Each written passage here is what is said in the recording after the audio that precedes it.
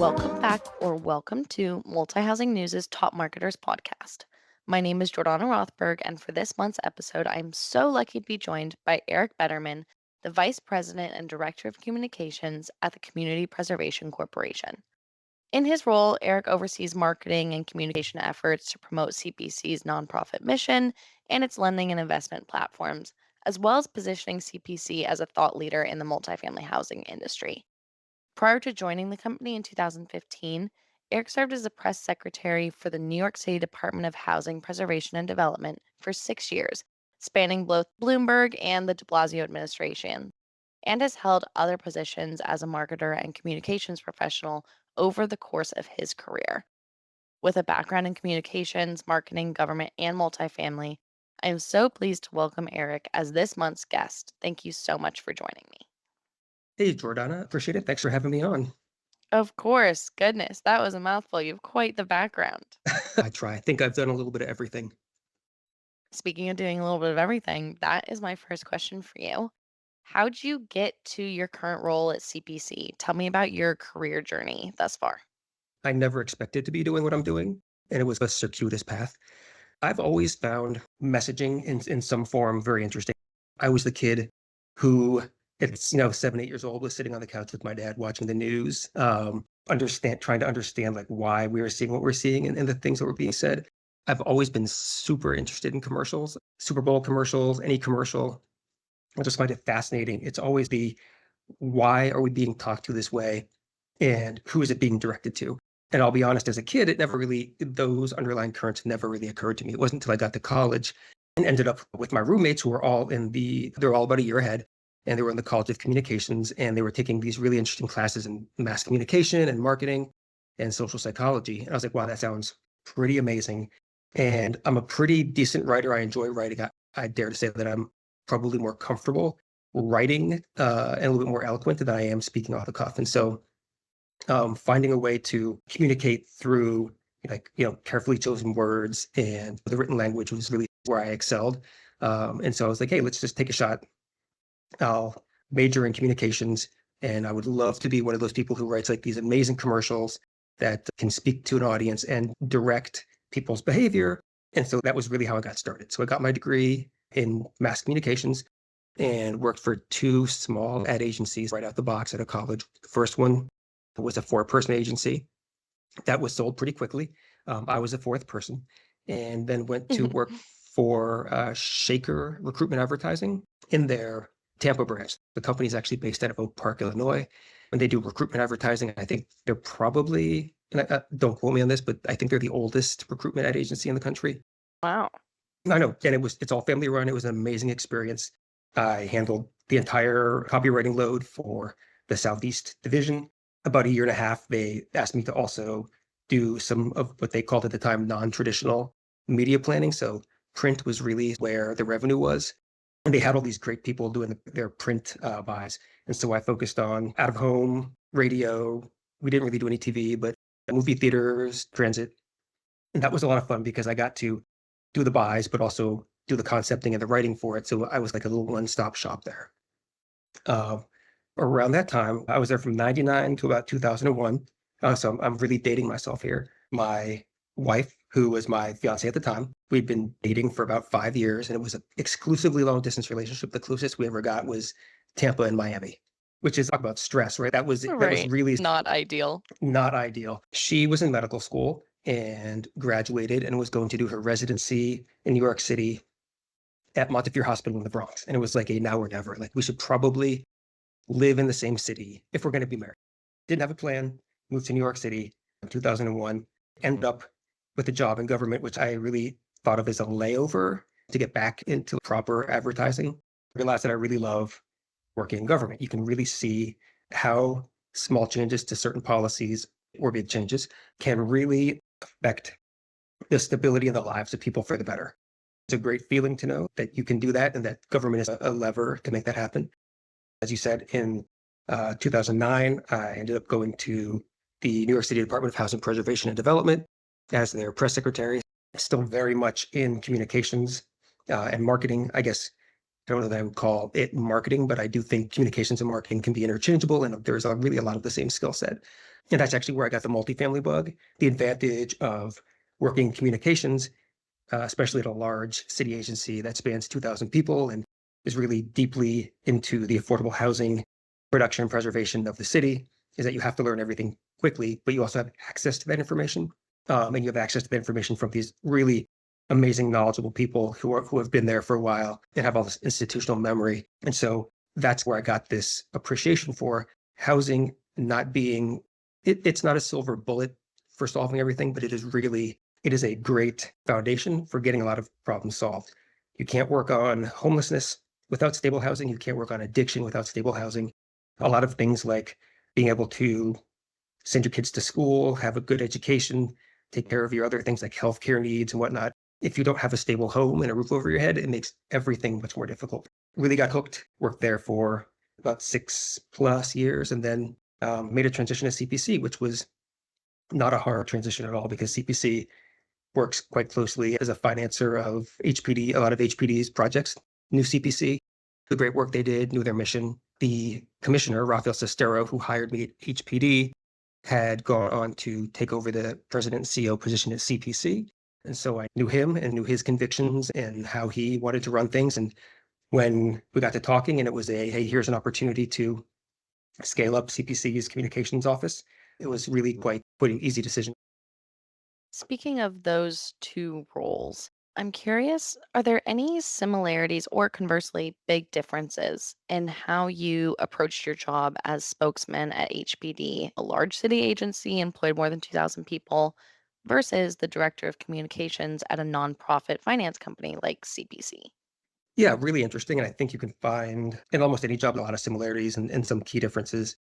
I Hmm. think government is pretty unique in a way, whether it's at a city agency, HPD, or if you're working for an individual elected official or a large administration, you really take on the tone and the priorities of that administration because that's your job. Interestingly, I would have reporters call me at HPD and they would say, hey, we'd love to get the commissioner talk about policy X. We want to know, is it the mayor said this? We want to know if the commissioner feels different. And I would say, I can save you the trouble. The commissioner feels exactly the same as the mayor because it's the mayor's administration and it's our job to carry out Hmm. those policies. So you're not going to get Right. any difference of opinion. And that's how communicating in politics is. You work for your principal, sets the tone and the priorities, and it's your job to take those out, make sure they're understood, and make sure they're clear. If you're at a company, I consider CPC to be, we operate like a business for all intents and purposes.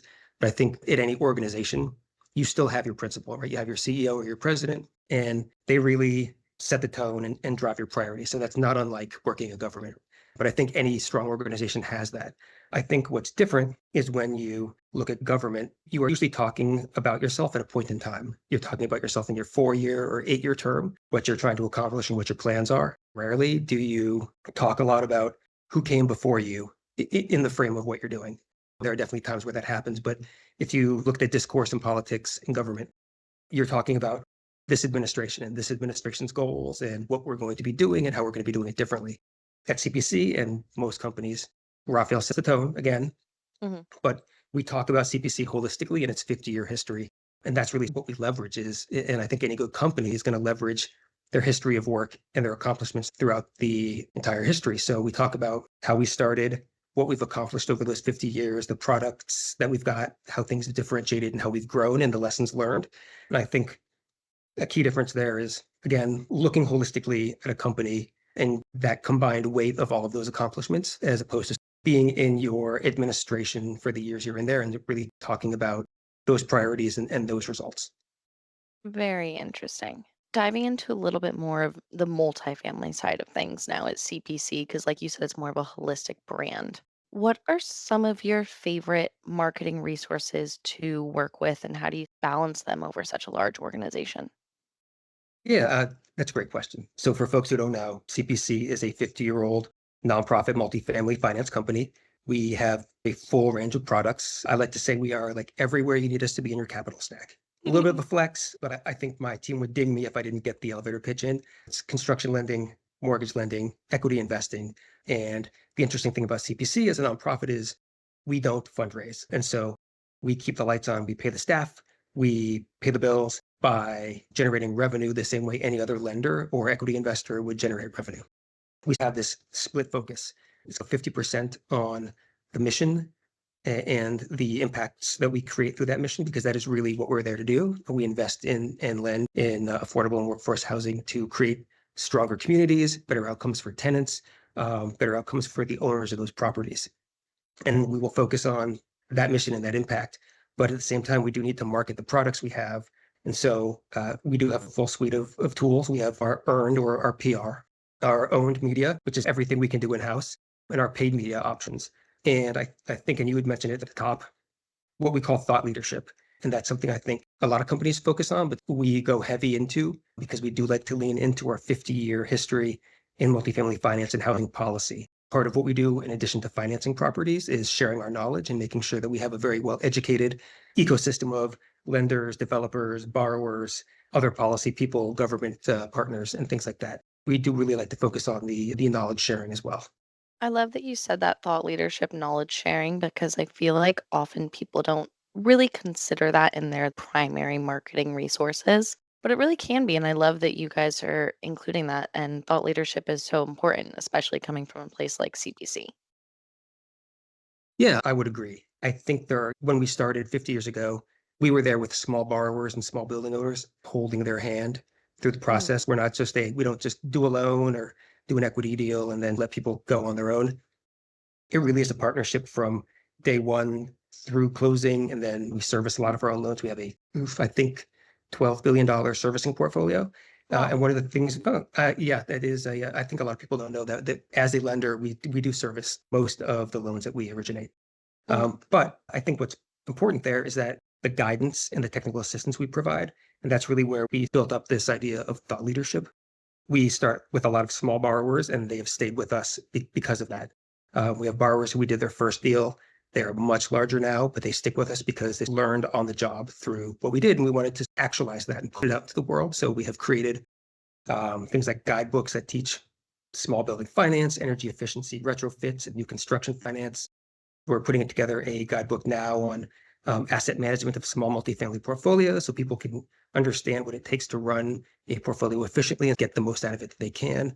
And we'll present all of these things as webinars. We'll work with government partners to do presentations on understanding new policies or programs that come out, new subsidy programs.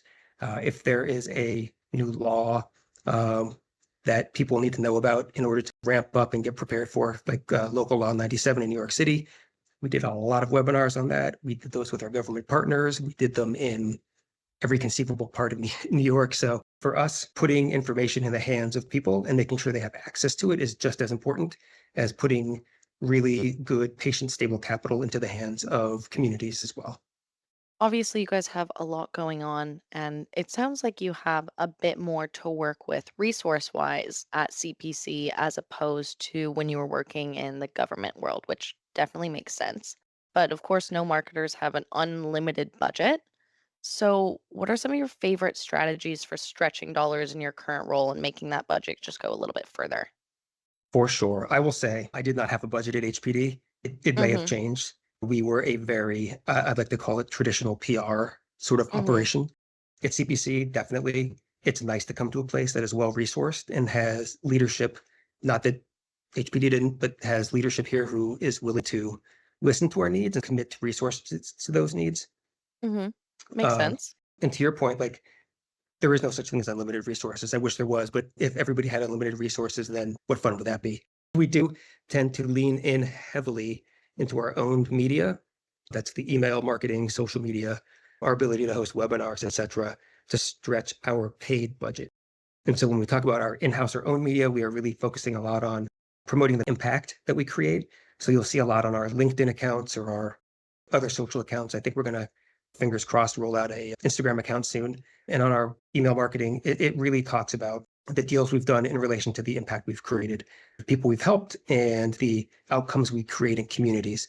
And when we look at our paid budget, we really tend to focus on things that we can't do in-house.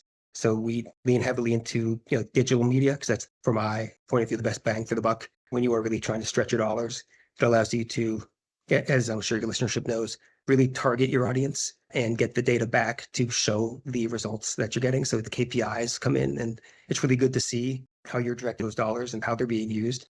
And when we are talking on our paid side, we really focus on generating awareness of the business and the products that we have and driving people back to specific parts of the website that have our term sheets or different business lines or examples of the projects we do so people can find themselves and find what they need when they're coming back to the site.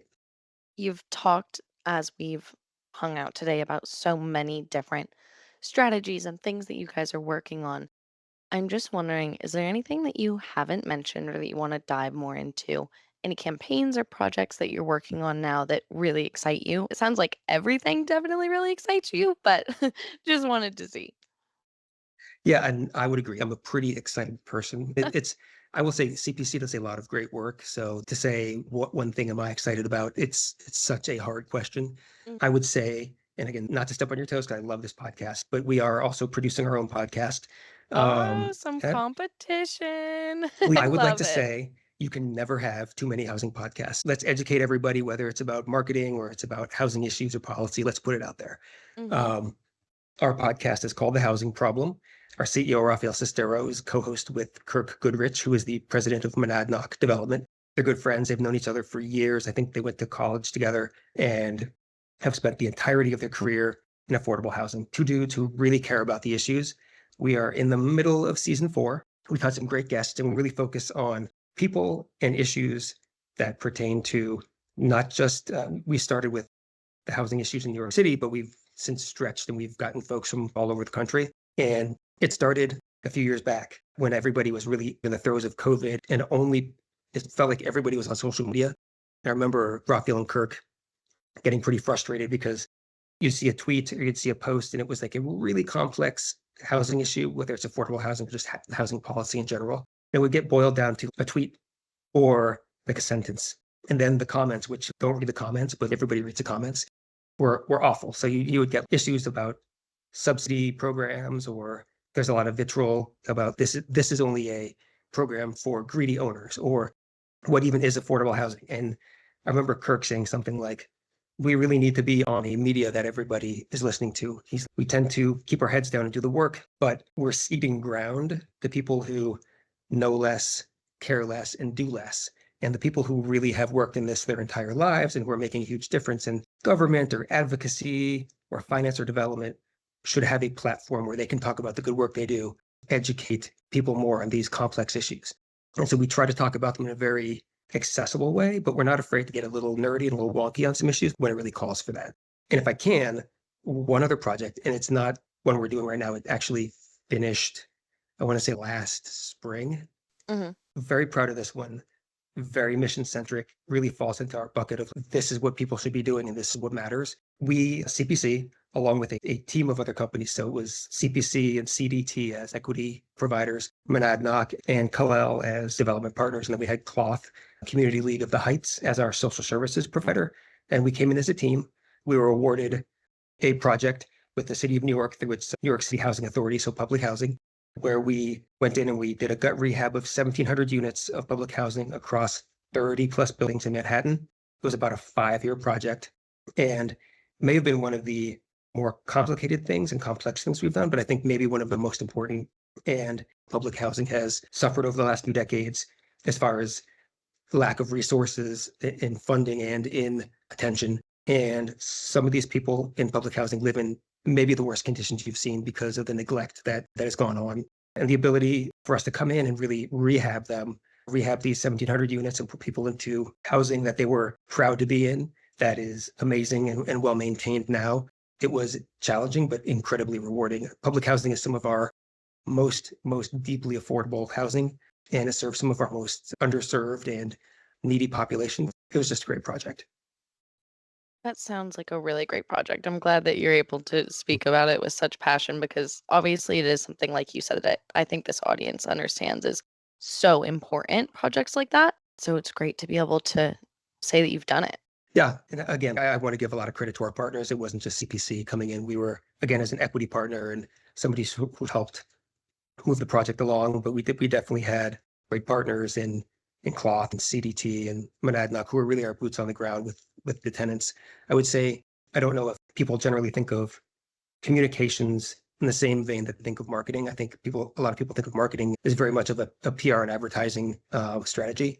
But in a project like this, where you're really integrating yourself into the fabric of these people's lives and their like air quotes community, you still do need to put together a communication strategy. And you have to identify your audience like everybody else does. You identify your audience, your message, and the ways to reach that audience. And here was really a 5-year plan to communicate with the tenants, the residents, and the tenants associations. They're the people that mattered.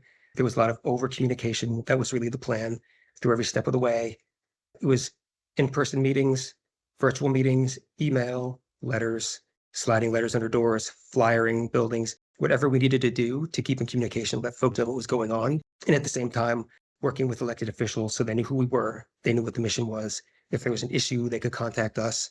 And then also, and Jordana, you'll probably appreciate this, reaching out to the media. There are definitely reporters who cover these kinds of things, and you want to take those steps to introduce yourself to them so they know what you're doing and who you are before they need to come asking you, because you don't want to have to spin up who you are when they come knocking on the door for explanations or to do interviews about certain things. So it was a very comprehensive communication strategy that I think a lot of folks who are in more traditional marketing would recognize the pieces there, because I think a lot of the skills are transferable. But again, an amazing project, but also a very comprehensive communication strategy to get through those 5 years. Definitely one that I can appreciate. Like you said, working on the media side of things, I always appreciate over communication as opposed to under. So, last question for you here. You have been in a marketing and communications role for about 16 years now, if I'm correct, in the housing industry. What does it really look like to work in this space specifically, and where do you see this type of role in marketing and real estate going? Oh, that's really interesting. And again, I appreciate you putting up with my scratchy voice today. Of course, there's So something going around. I know. Yeah, it's interesting. It's been 16 years and I hadn't really thought about that. When I first got to HPD in 2009, I had heard of affordable housing. It wasn't what I did. I think everybody has tangentially heard about it. There were like a really fixed set, at least in New York City, that covered affordable housing and housing policy. You definitely had your folks on the metro desks or in real estate, but I always consider housing quote unquote different than real estate. The housing crisis had been here, right? It was like when I got in with HPD, the stats were something like vacancy rate is obviously under 5%. I think it was probably in the 4s or the 3s. And it was something like 50% of renters were rent burdened and 30% were severely rent burdened. And those numbers haven't really changed, but the reporting on it wasn't there as much. I don't think it was on the top of anybody's list of issues. To me, it felt kind of nichey. I spent a lot of time working with reporters to educate on the issues and to talk about details and the policies. I think over the past decade, and credit to a lot of journalists, they've really dug into these issues around affordable housing and the housing crisis, and have done a really good job of making it sound accessible and bringing it home to individuals. And I'd say it's not just a New York City issue. It's not just a East Coast, West Coast metropolitan issue. It really has dug its heels into big cities, small towns, rural areas. And I think the reporting on it has really helped. I think when I go out and I talk to friends or my wife's friends who aren't in the business, people want to have those discussions. They want to talk about affordable housing. They want to talk about supply and demand. So I think it's now more accessible and more like in the mainstream. So I think that's what I've seen transpire over the last 16 years.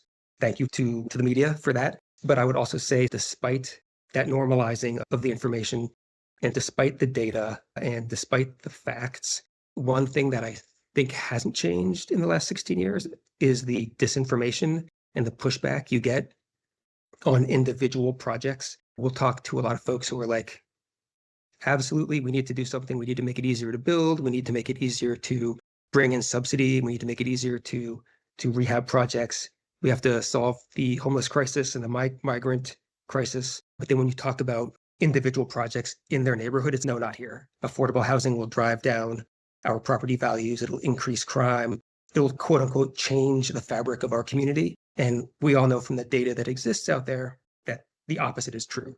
Affordable housing brings stability to communities. It drives down things that are product of instability. There's studies on supportive and affordable housing where You see a direct correlation between stably housing people and a reduction in crime, a reduction in recidivism, a reduction on the costs for other things like public health, publics and taxpayers, burden on mental health, and things like that.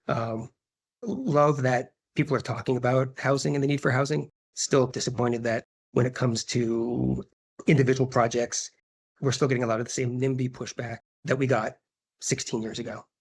Would love to hear, as a reporter, if that's something that you have seen or sort of what your experience is with that. Definitely. I think it's so interesting to be in a time where social media and media is so readily accessible and it can be so easy to promote false information. And that's why podcasts like this or the one that you're starting or the thought leadership that CPC is putting out is so important because it's coming from credited sources and from journalists and thought leaders in this space. And it's really important for those voices to be shared. Of course, I appreciate everything that you're doing on your front to promote that. Thank you. Appreciate it. Thank you so much, Eric, for taking the time to come here and chat with me today. I really appreciate hearing your perspective and your past and your take to marketing and everything CPC. Thanks for having me, Jordana. It has been a real pleasure being on the show. Absolutely. I've loved having you. And to all my listeners, before I let you go, MHN wants to invite you to join our executive council. Each month, experts weigh in on different trending topics, and we would love to have you join. To do, please send an email to jessica.fiur@cpe-mhn.com. Finally, if you enjoyed this episode, tune in next month to Top Marketers.